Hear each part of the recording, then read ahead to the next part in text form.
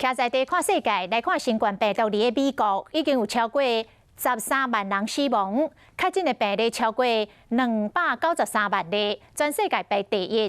不过，美国的总统川普也是死硬硬脆皮，伊讲伫这个确诊的个案当中，有高达99%拢是完全无害的。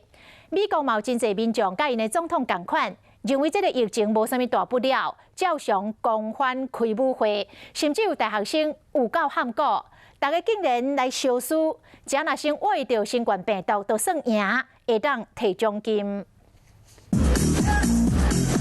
为纽约、密西根、威斯康辛州这海边仔夜店人受够济，因敢若拢未烦恼新型冠状病毒，无人挂嘴暗，无人医治社交距离。阿拉巴马这个州甚至佫出现新冠的舞会，大学生佫咧烧书，什么人先画着，就使摕到奖金。Wear a mask, wash your hands, social distance. If you can't do that, I don't have much respect. 目去为着新型冠状病毒的奥斯卡影帝汤姆汉克斯对镜头讲重话，呼吁美国人唔通对疫情无要无紧。目前伫美国有32州确诊的病例数一直冲悬。德州首府奥斯汀市长烦恼讲，病床已经无够用啊。Florida, where they shut many beaches to discourage holiday crowds, a record for the most coronavirus cases in the United States in a single day on Saturday. That state now has had more than 200,000 people infected with the virus.